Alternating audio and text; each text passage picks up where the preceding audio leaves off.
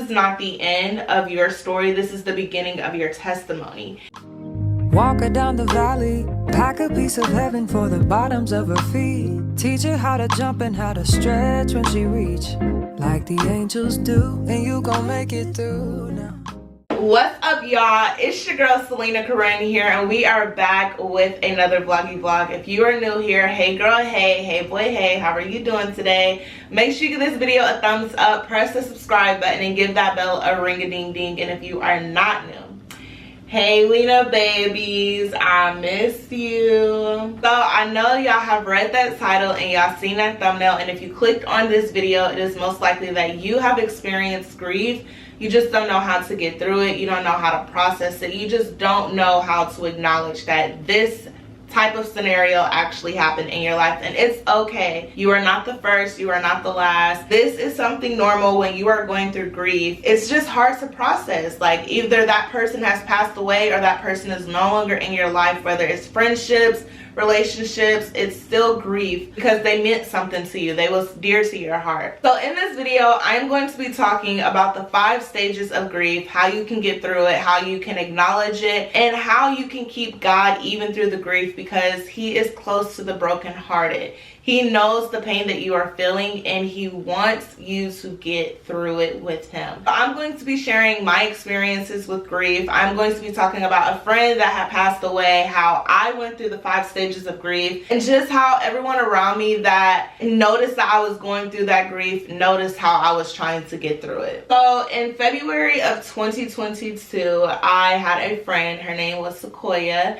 And we decided to have, a night out. We were supporting a friend. We were going to, just going to have fun. We don't normally go out. Well, I don't normally go out. Sequoia, she does kind of go out. But me, I'm like an adventurous type of person. I like to go to zoos, go to museums, all that different type of stuff. But I decided to go ahead and go out this night. And yeah, when I say all the signs was there for me not to go out, I just did not listen to God. I didn't listen to the Holy Spirit. So I am going to be telling you guys that a little bit later of why I said that. So my friend Sequoia, she ended up coming to my house, and we rode together to a nightclub. If you have not seen this video right here, check that out, because that is where I explain it at. Long story short, she ended up having her life taken away from her, and I witnessed it. So I would say I'm right here where Sequoia passed, was like right here. Like, I'm straight ahead from her. I'm witnessing everything, and obviously I've never seen somebody life be taken away in front of me, like with my own eyes. So the 5 stages of grief started to appear. I started with number 1, and that was with denial. Immediately I had denial. I'm like, there is no way that just happened to her. There's just no way that this happened. And I was in denial for a long time. Texting her phone, I'm like, hey sis, I had a crazy dream, knowing it wasn't a dream, knowing I know what I saw. It was just hard to process. And I'm like, hey, I had a crazy dream, please text me.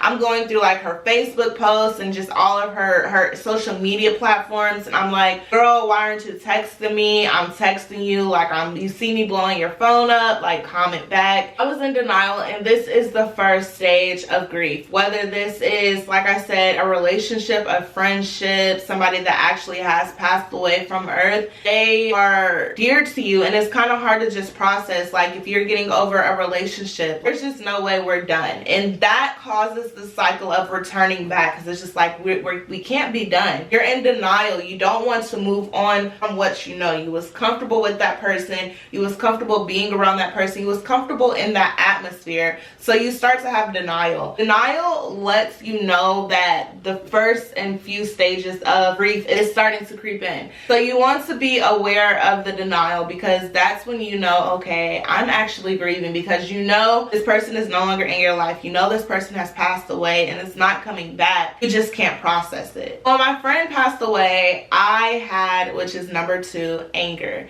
I was angry, and I felt like it was okay to be angry, and it was okay to be angry because I was trying to get over it. I was trying to heal from it. So if you're experiencing anger while you are going through grief, that is just you working from that healing. You're trying to heal. Your body and your mind system is trying to heal from what you have witnessed, what you experienced, the trauma that it may have brought from that scenario. And so I was angry. I was just like, that's not fair. Like, Sequoia is a loving person. person. She bought everybody in the club some drinks, even the people that took her life away. She bought them drinks, and I was angry. I was just like, there's no way. I can't take this. I can't accept this. I won't accept it. And this is just how I felt. And I started drinking more. I'm going to be honest. I started drinking more. I was partaking in things that I knew I should not be partaking in just because I was in denial and I was angry. I did not want to accept that my friend who rode with me, that was supposed to come back with me to her car, is not coming back with me. And I have to relay this message to her family, what happened. I have to now do this court thing, and it was just so much, and I was just angry. I was furious. I was just outdone with everything, because I'm just like,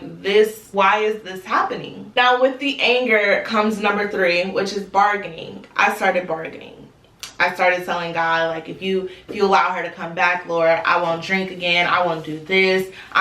It's bargaining when you're like, if you do this for me, I'll do this. If you do this for me, I won't do that. And it came to a point where I was bargaining almost anything. Like, I'll give up my YouTube channel. I'll give up this. I'll give up that. And I'm telling God that has already purposed these things for me, that I'm giving it up back to him in order to have my friend back. And he's like, but you don't know this YouTube platform can help you with your friend that passed away. This can help you help others who are going through grief, that is going to experience some type of trauma or heartbreak in their life. This is going to help them get over that, because you have a testimony now. It may not be all that you hope for, but you have a testimony to help somebody else out who may be experiencing this, or who have experienced this and just don't know where to go. They need help. They feel like therapy is not going to help them. They need to hear it from somebody who has real life experienced it. So bargaining will be your 3rd step if you are experiencing grief. You're just like, if I could just hear their voice one more time, I'll be okay. But let me tell you something. If you hear their voice one more time and that was it, because that's what you asked for, if I could just hear it one more time, I'll be okay. Knowing that's your last time hearing them, are you going to bargain again? Okay, well, let me just get one more time. That wasn't long enough. And then are you going to bargain again? If I could just hear them one more time, I'm having a rough day. I know they would know the right words to say. The bargaining is going to happen, but you have to be aware of the 3rd stage. Think about the things that they would say and write it down. If you know that, and it may seem easier said than done, but if you know that they would say something to you in a time of need that you would need them to say something about, you want to know that they're okay, and you want them to know that you are okay. So if you want to start journaling, I always encourage you guys to journal. Journal what you are feeling. Write it down. I'm missing my friends today. Lord, please help me get through this grief. This is you acknowledging that you are still grieving, and grieving does not have a timeline. Some people can grieve in a day. Some people can grieve in a year. People can grieve in 10 years, and some people will still continue to feel that hurt and that brokenness from that person. But that's when, every time you feel that brokenness and that hurt, you call on the name of the Lord, and he will restore you every single time. It's not like I already asked him, let me not keep bothering God. God already knows what you're going through. God already knows what you feel. Coming to him and saying, God, I'm feeling that feeling again, where I'm missing my friend, where I'm missing my loved one, and I need you to restore me. I need you to comfort me and let me know that it's going to be okay. Number 4 with the 5 stages of grief is depression.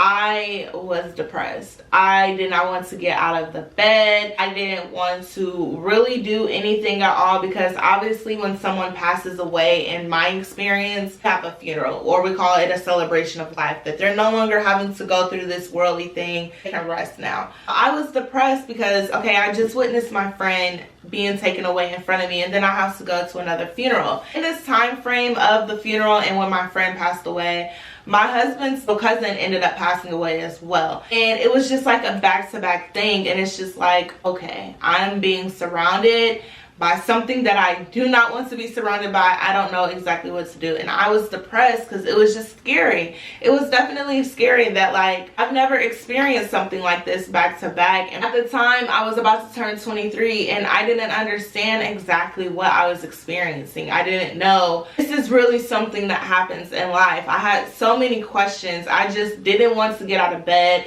I didn't really want to go anywhere. If I'm going somewhere, it was just like a whatever type of mood. I had attitudes with everybody, and it was kind of awful to the people that was trying to be there for me.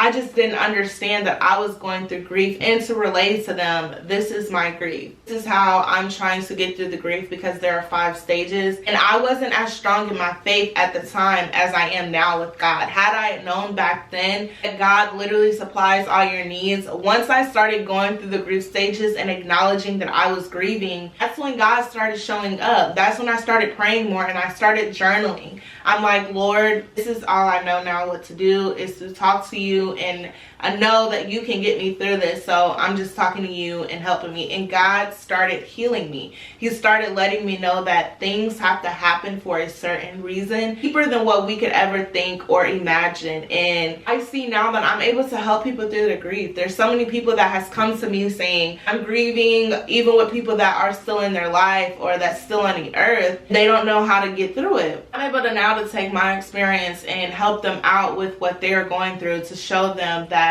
this is not the end of your story. This is the beginning of your testimony. And now I'm able to help a lot of people that is just experiencing grief, and it's honestly truly a blessing, because had not I went through the things that I had went through, and even went through after, I would not have been able to obtain that knowledge and that wisdom to help others and to lead them to God, to show them that He is our Abba. So number 5 with dealing with grief is acceptance. I finally accepted that my friend is no longer here. My friend is resting. She doesn't have to worry about bills. She doesn't have to worry about where her next meal is coming from. She doesn't have to worry about all those negative thoughts that were consuming her daily. It kind of felt good. I'm not gonna say it all the way felt good. It kind of felt good. It's just like, let me take a break and let me just sit back and think about what happened. I went back through that night and thought about exactly what happened. And knowing that my friend was already in depression, my friend was already going through mental things, and now it's like, you can rest now. You don't have to go through this thing anymore called life. You can rest, and you can know that you have served your purpose in somebody's life. You have made your print in somebody's life. And I began to accept that she's not here anymore, but it's going to be okay. It's not the end of my story, it's the beginning of my testimony. And so I want you to remember that grief is going to happen. Like I said, it may not be somebody who passed away from earth. It could just be somebody who's no longer in your life. If you're getting over a breakup, you're getting over a friendship that is no longer intact like you used to know it as, it's going to happen, and it's going to be okay. This is the beginning of your testimony. You can help others who were in friend groups and are no longer in that type of friend group anymore, and they're just trying to figure out how to get over it. Because if we have a heart, we can love, and if we can love, we can feel. So you're feeling those emotions that you're going through, and it's going to be okay. It is okay. And I just want you to know that God knows everything that you are going through. He loves you. He wants you to lean on Him so that He can heal you, so that He can restore you, so that He can get you through everything and to get to everything that He has purpose for you. Sorry everyone, my camera cut off. But before we close out, I do want to give you a Bible verse, and it is from Lamentations chapter 3 verse 19 through 23, and it reads, "The thought of my suffering and homelessness is bitter beyond words. I will never forget this awful time as I grieve over my loss. Yet I still dare to hope when I remember this. The faithful love of the Lord never ends. His mercies never cease. Great is His faithfulness. His mercies begin afresh each morning." So this is Jeremiah talking about his grief over Israel and just going over the things that he has went through in his life. I highly recommend that you check it out. Of course, you know I'm going to encourage you to get into your word, read your Bible. Just remember, friend, that grief is going to happen. It is a part of life. Even though you don't want to experience it, we don't want to lose that loved one, you are going to be okay. Just lean on God, and put down in the comment section if you want a friend group. You know, I am always open to having more friends, and just leading you to God, leading you to Christ, and just knowing that God is waiting for you with open arms to heal you so that you can be made new again. I hope this video helped you. Make sure you give this video a thumbs up, press the subscribe button, and give that bell a ring-a-ding-ding, and I will see y'all in the next vloggy vlog. Bye! Tell about the healer. Greater is the one within, and call Him as the leader. Teach her how to hold a pretty end of